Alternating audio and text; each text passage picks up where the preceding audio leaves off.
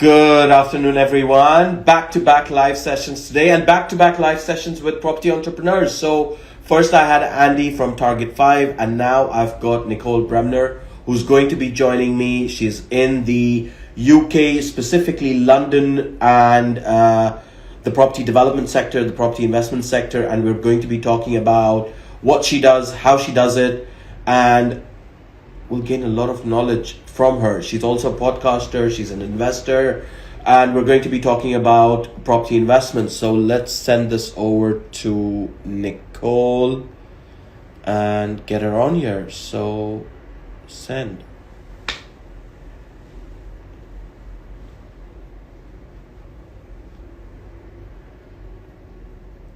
Here we are.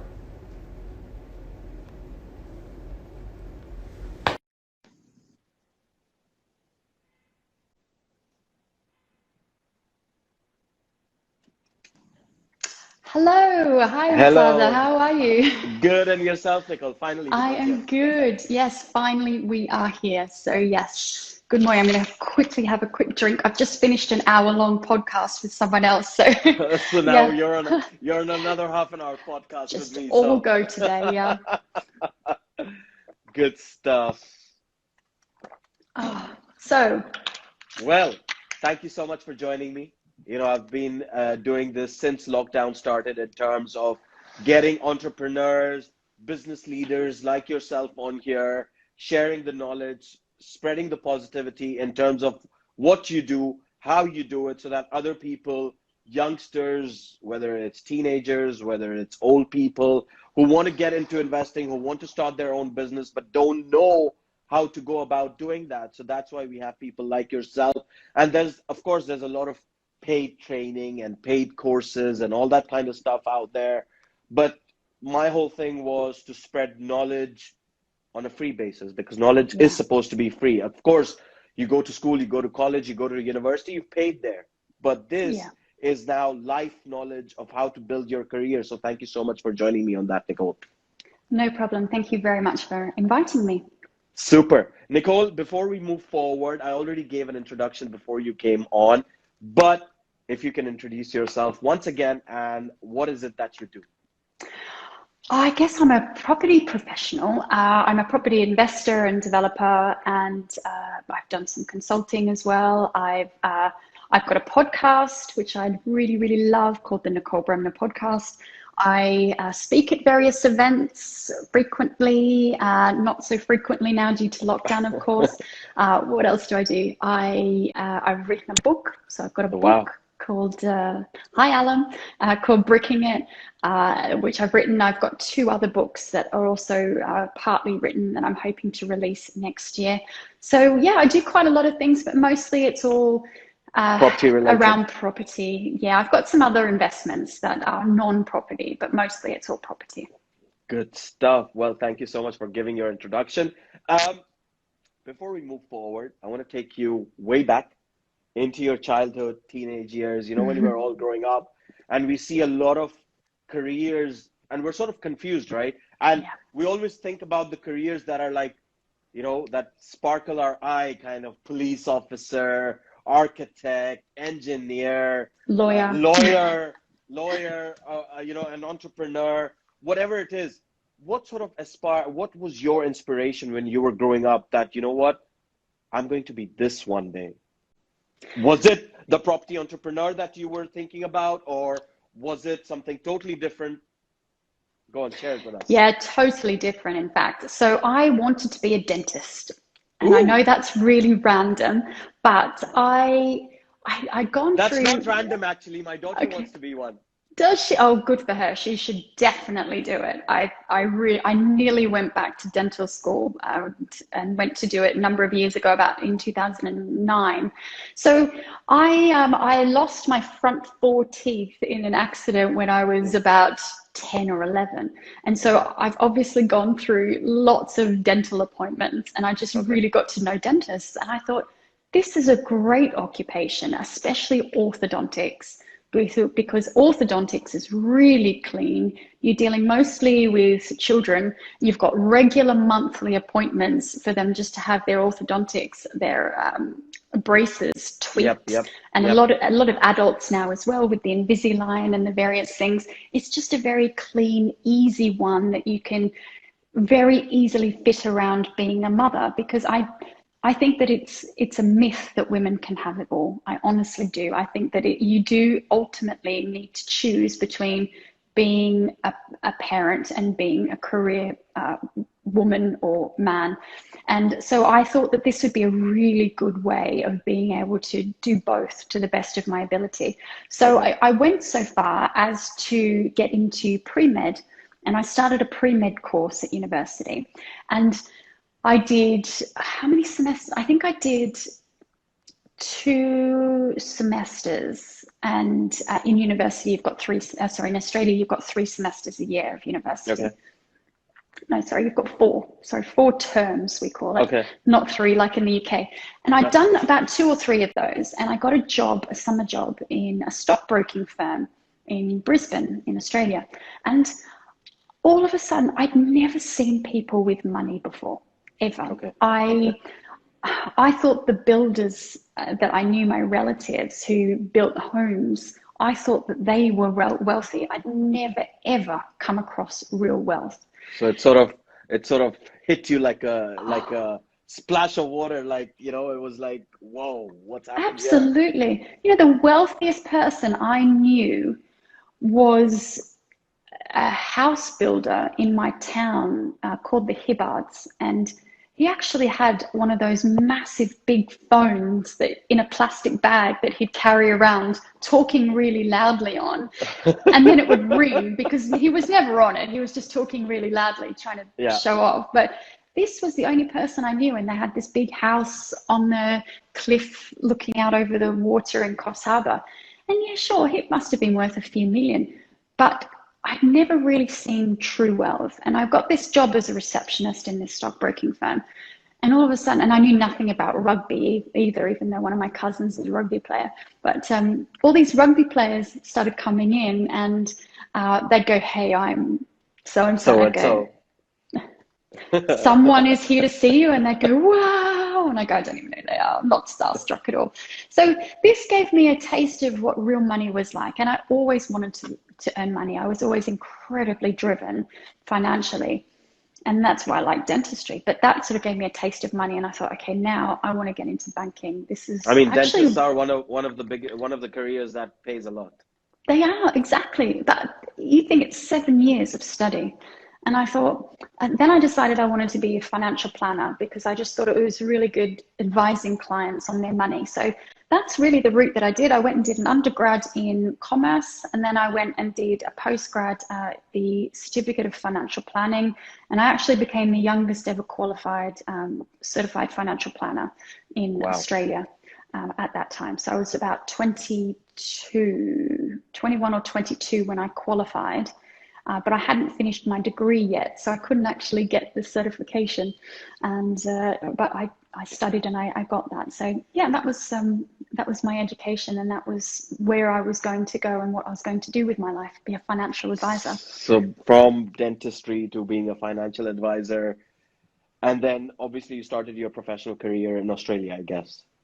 Yes, I did. So I then went and I had a couple of jobs in financial planning, and just writing up financial plans, working closely. It's a role called a paraplanner role, where I would be the one doing all the background work on the clients and putting together a financial plan for the financial advisor then to go and take to their client. And sometimes I'd go along on client meetings as well. And I loved it because I do love people. And yeah, I really enjoyed that. And that was all ticking along quite well until I fell in love. And I'd been with this guy for about 3 or 4 months, and he was transferred to London. Okay. And he said to me, "I'm going to London. Do you want to come?" And I went, "Yeah, this is my dream to go to Europe." So I packed up and moved to London, and that's when I discovered that my financial planning qualification was completely useless in the UK. And all I had was a partially completed undergrad degree because I hadn't quite finished my undergrad. So anyway, I finished that when I came over to the UK because I was 22 at the time. And yes, I quickly finished that via distance. And that's when I just tried to find any job that I could in the UK on the visa, on a working holiday visa, which was incredibly difficult. So yeah, my career plans sort of all went out the window at that point in time. It's weird how you start and how you end up, right?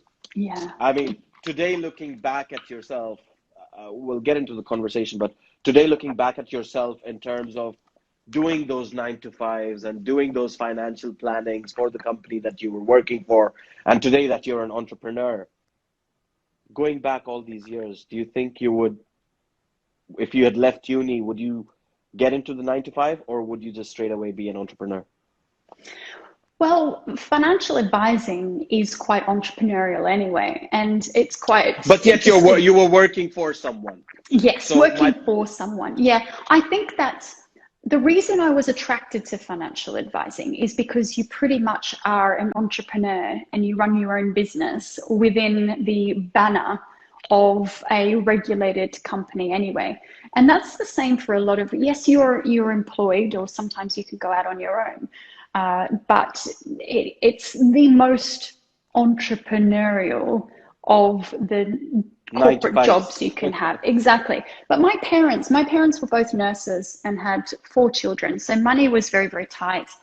But they always had their nursing to fall back on. And they would always work night shift because they could, to make extra money, especially on weekends. They would always take turns doing night shift. And then when I was a bit older, I'd look after the kids when my younger brothers, while they were working. But they always ran their own businesses as well. So I did see that entrepreneurial journey firsthand and was able to see just how hard they worked. And they had interior design company for a while, and then they specialized in window furnishings. Wow. And so, yeah, my very first job was chipping thistles out of our paddocks on our farm. But my second job was making vertical drapes and vertical blinds. So I know exactly how to make a vertical blind for a window. And now that you're in property, I'm sure that comes along handy really well. Yeah, I don't have the right tools to make them, but I know what goes into making them. Yeah. Super. So you came to London. You found yourself into a pickle where your university you thought you'd completed, but it hadn't been completed according to the UK standards. So you had to start over again. You had to do your job during the visa. How did that all turn into becoming the Nicole Bremner that everyone knows today? I mean, a lot of people speak about you on social networks, on networking events. Whenever it's coming to do with property, there is somewhere Nicole Bremner mentioned somewhere or the other. You know, Good or bad? Oh, of course, good. We're on a podcast Well, right now. Maybe on a phone call, I'll tell you later. But no, yeah. always good. So how did that all change? Take me through the journey of what happened and sort of how did everything just change around 360 for you? Yeah, so it was really, really tough, I'll be honest. When I first came to the UK, I found out my qualifications were pretty much useless. Finished my degree though, and I had my first job was at LA Fitness, working either on No way. reception. Yeah, That yeah. was my first gym. Was it? Not on Cheapside, or not on Cheapside, Little Britain. So I worked in No. Little Britain. Actually, There was one near my house. So that's the first that's your first actual gym. gym that I mean, I had a gym back home in Pakistan, but when I Yeah. came here and I sort of got into the job working, you know, in 2008, being a property agent, I thought, let's join a gym. And that was pretty close by. So That LA was your Fitness first was one. technically, yeah. I'm going to let you in on a little secret in a moment Go then. ahead. But anyway, so that was my first job, and that was really incredible because that was the first time that I was exposed to a class system. Because in Australia, there's no class system. Everyone is just the same. And yes, we have blue collar and white collar, but they mix and they're exactly the same. And you'll have people who are blue collar who are best mates with someone who's white collar, and that Of doesn't course. happen here in the UK. And very much as a receptionist, and my job was picking up all the dirty towels off the gym floor that people would just leave strewn around. Sometimes, people would pick up their towel and throw them at me. They wouldn't even hand them to you. They'd throw them at you, and you'd end up getting a sweaty towel in the face. And you just think, you're an absolute prick. You have no idea. Why would you treat anyone like that? And it really did give me this first experience of what it is like to be, to have a class and to be working in the city. I hate to say that people would look down on me working in a gym and just think, Aussie backpacker. And it was really quite humbling, actually, to come into that. And it was interesting later to have people recognize me from there and say, you used to work at LA Fitness on the desk. And I go, yeah. Now today I'm a And now you're property working. Yeah, entrepreneur. that's right. So that was quite interesting. But the little secret is Go ahead, tell me. all I would do was train in the gym all the time and work in the gym. So I got in quite good shape, and I got a job as a fitness model for Maxi Muscle. And the founder, Zac Efron, recently, not Zac Efron, that's the actor, Zev Eisenberger. He recently passed away attempting the motorcycle land speed record, unfortunately. So only just about a month or so ago, he passed away. But he was a lovely guy, a founder of Maxi Muscle. He hired me as a fitness model. And anyway, I did this photo shoot, and they didn't tell me, but they put 6-foot cardboard cutouts of me in all the Tesco's around the UK. No way.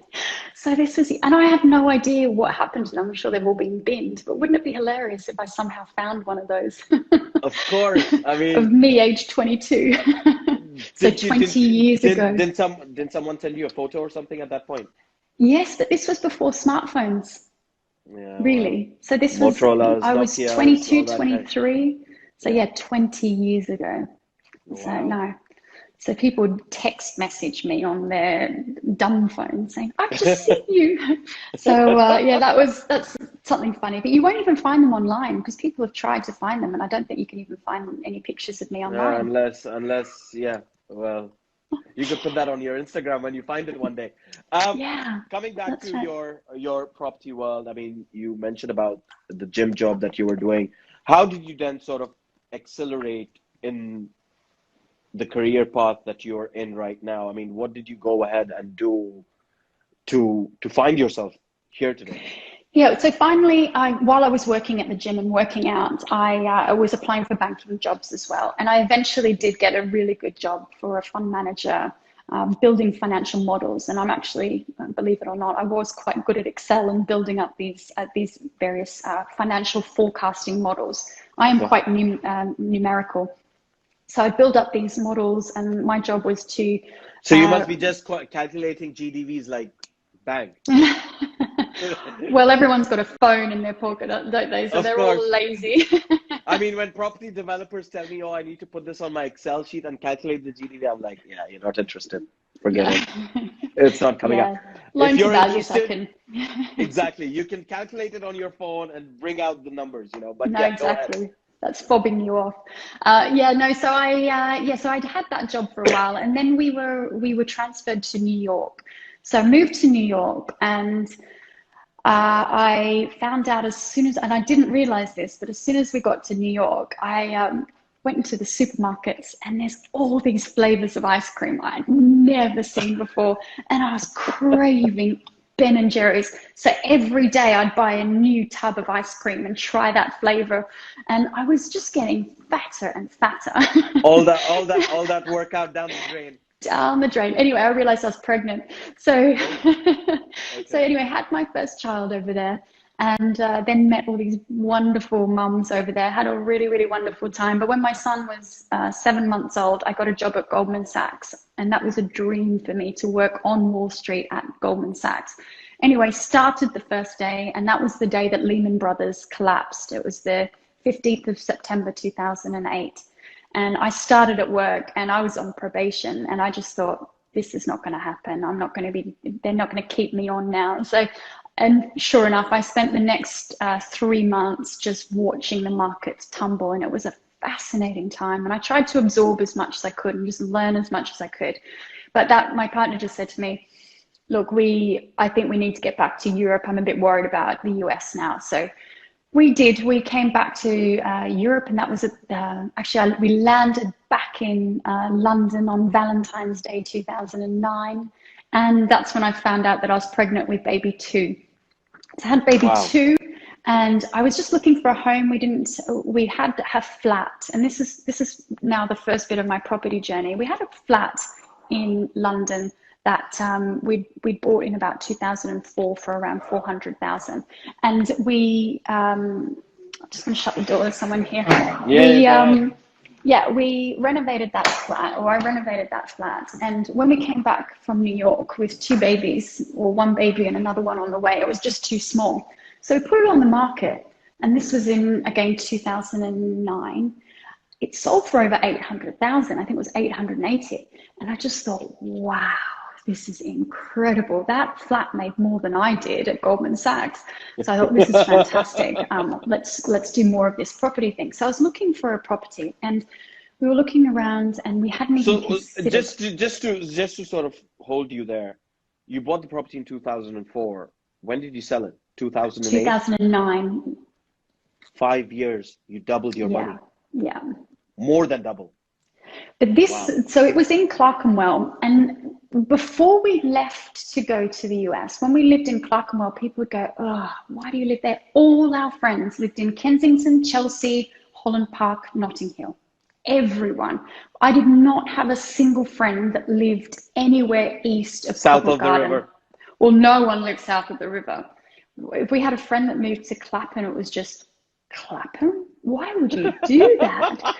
And so everyone, we were constantly in taxis across from east to west, and then we'd come back east and just go, oh, I'm so glad we're back here. Just do not like West London. Yes, it's leafy and lovely, but look at East London, it's got vibe, it's great. Anyway, what was happening is other people were realizing that East London's fantastic as well. And property prices were really, really going up. And if you look at Hackney, 2000 and I think 14, 15, 16, Hackney was the best performing borough in London. And house prices in Hackney went up over 900% in 20 years to that time. Wow. So there was and the reason for that is because of the new train line, the new overground that came through and went up to Dalston Junction and then connected all of those areas. And so what you've got with any infrastructure that comes in, you've got the first price increase when it's announced. So as soon as you find out, people start buying. And then you've got the utilization of that then causes another price increase. And that's exactly what happened. So we're building a new brilliant. They then invested in. The problem with these lives is that you have to have you have to have it on the phone, and then the phone call rings, and sorry. You had the phone. That's fine. So then, so Hackney went crazy, and of course, Clerkenwell being right near it, also Islington went crazy. So again, because it joined up to Highbury and Islington. So again, because Islington and Hackney were going crazy, Clerkenwell also, the prices went up. And also what happened is that overground linked Canary Wharf to where East London. So all of a sudden, all these people... So you had that east-southeast sort of connected... Absolutely. Because all these people were sitting on the Central line, I think it is. Is it the Central, the Jubilee line, going from Notting Hill or West London across down to Canary Wharf, the Jubilee line.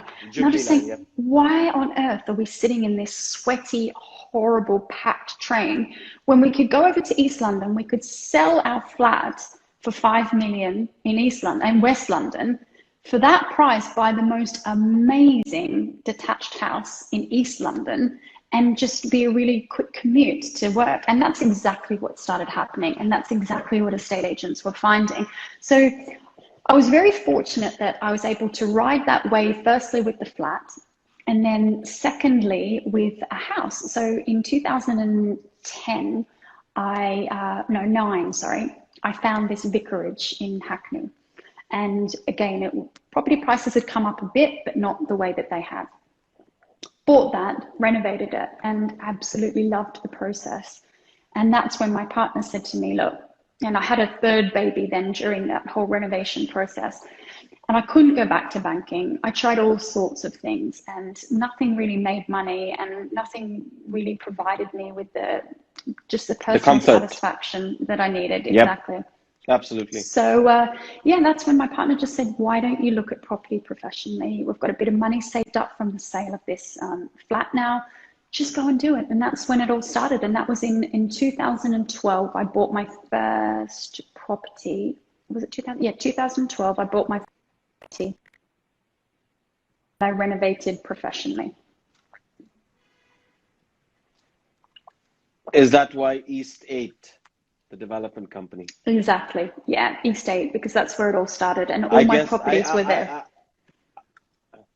I sort of guessed it. I was like, I think she lives there. That's where it all started. So yeah, Yeah, put that no, all together. exactly. Lived and worked there and still love it dearly. I want to ask you a question out here. You've traveled so much all the way from Australia to America and in the Yeah, middle. yeah. How did you sort of adapt yourself to it? I mean, a lot of people travel. Mm-hmm. Not everyone can adapt to different countries, different situations, different government regulations, family, being away from family, friends, you know, people you've grown up with, and now you're in a different world altogether. You have to make new friends. How did you sort of adapt yourself to it? Was it easy? Yeah. No, it's never easy. And I've got a friend, lovely Louise, and her husband's got a job where he travels every 2 years. They have to change country.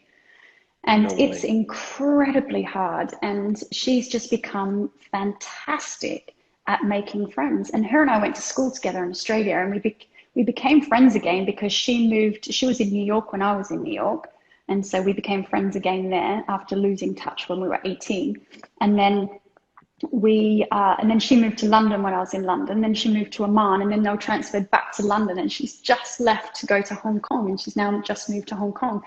But what it does, the one thing that really, really helps is children. Because what you'll find is having children really changes where you are in life. And you'll Of course. find that when I left London with no children and came back to London with 1.5 children, True. Yeah. my friends changed, and all the single friends or children, childless friends, I could no longer hang out with them in the same way. And so when I was in New York, I had no friends at all because my friend moved there after I had a baby. I had no friends at all until I had the baby. And then I found all these mothers groups, and the building I lived in was amazing. And I had this playroom. So I'd just go down there, and I made some beautiful friends who are still some of my best friends to this day. And that really changed things. I moved back to London, didn't have any friends, and I found that everyone had gone through their NCT together, and I hadn't, so I had to make friends again.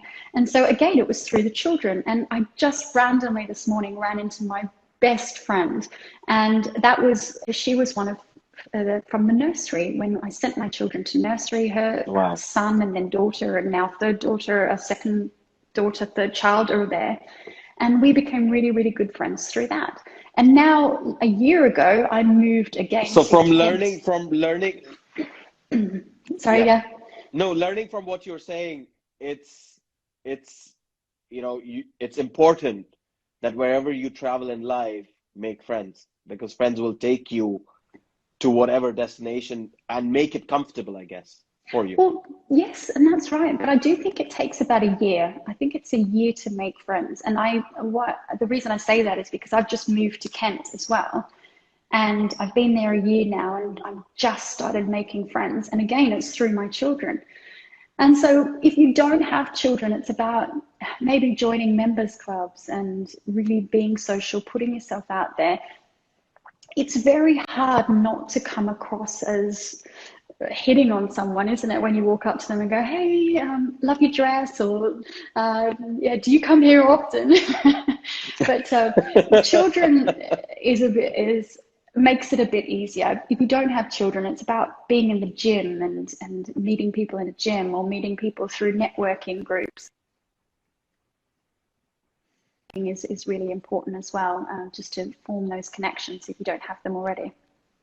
And that's how you have adopted, and that's how you've adopted to the fact that although you traveled so much throughout your career, but making friends, of course, through that time you had children, and that's what helped you in terms of making new friends. But I think friends are the fact that make that journey so easy for you to settle down or be comfortable as to wherever you are in life. Even Yeah, if you take an example of this pandemic right now that we're in, economical downturn, health downturn, all that kind of stuff. But it's friends and family that are important, that get you through all of it and get absolutely. you out of it. That's so Yeah, good to hear. and it's that ability. I'll just to go a little bit further, is that we do a lot of sailing, Paul and I, and we a part of that sailing community is making friends very quickly, because situation where they're traveling around in various places, and so you make friends quickly, and it might just be the person on the next boat. And so we've made these really beautiful friendships with people because they've been on the boat next door to us in a marina, and people just say, come over for a drink, come over for a meal. Oh, I've got spare pizza tonight, do you want to come over and help us eat it, and things like that. And I had a bad back and I was sort of hobbling around, and this lady on the boat next door said, come over, I can help you with that. And I went over there and she massaged it out and everything. And it's just being receptive to meet people, and that really helps you in life, just being receptive and just being open. And Paul and I have this philosophy now that if one of our friends asks us to come and visit them, we do it. And we were in Australia last year, nowhere near Darwin, and our friend said, come and visit us in Darwin. And I went, sure. And we went to Let's do it. Darwin and had an amazing time in Darwin. Super. Bringing you back into the property world, everyone knows from your social media, your LinkedIn and everything, what you do in terms of property development. How has the journey been since you started? I mean, putting 2019, a good year for everyone. No one thought that 2020 would be where we are today. How has it been? How's the journey been in terms of property development, finding deals, making the deals happen, developing those deals, selling those on? How's the journey been? I would say that it's a journey of two halves. So I firmly believe that a lot of property developers start in when a market is on the up, and they think that they believe that they're successful because the market is moving with them. And so it allows a lot of mistakes to be made, and it allows them to be successful in spite of that. And I think that also happened to me, and I'll be the first to put up my hand and say that. I started in property just at the tipping point of when we had the world financial crisis, and it was just starting to come up, and I rode that wave, and that was fantastic. And I made a lot of money during that time. I built some homes that I'm genuinely proud of, and deals just came to me because I performed. People would ring me up and say, I've got this Of house, I think course. it meets your Requirements. requirements. Come and have a look at it. We're not even going to put it on the market if you transact at this price. And I would do it. And so people would come to me, and it was easy. And it's very easy then to say, because I've done this, I am successful. Because I've done this, I'm great at it. But a true test is when the market goes sideways or goes down. It's That is the down. true test. Exactly. And so that's Absolutely. now the second half Absolutely. of my career. So I haven't bought anything since 2017. Excuse me. And the reason is because my strategy and what I was doing was no longer viable. It didn't make sense. I was buying, renovating, selling. It didn't make sense anymore.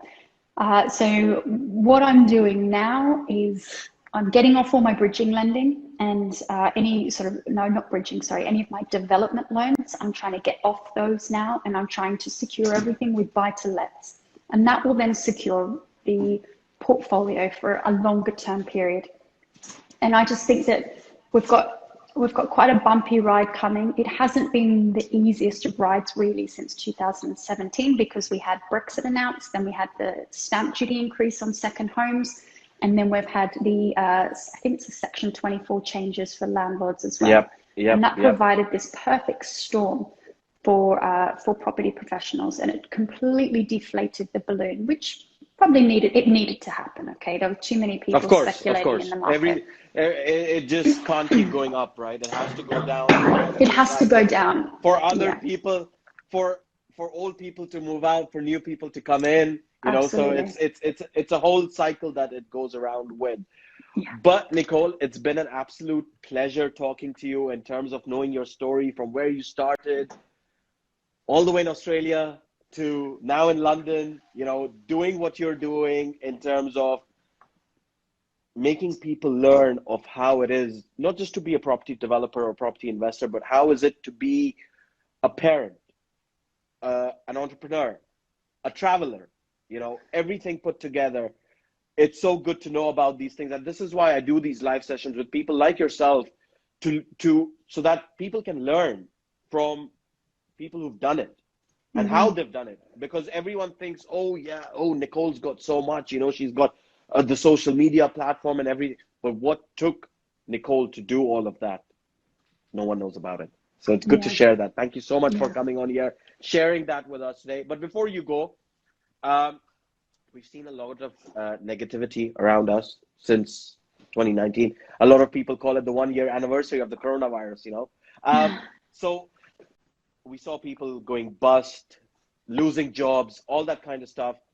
What positive advice or words would you like to share with the world today so that they can take that on board and move forward in life?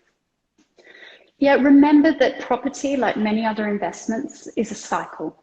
And in cycles, we have booms and we have busts. And right now, where I'm not going to pick the bottom of the market, if I was forced, I would say that we've not yet seen the bottom. But what that means is for people who are prudent and who act with prudence in their investment decisions, if they have cash and are able to act, it gives them an incredible opportunity to then ride the next wave when the market starts recovering. So I would say just keep that in mind. Just remember that property development really is a marathon, and it's about surviving and not being. It's about surviving the downturns and then making money during those upturns. So I would just say keep that in mind and ride out these storms.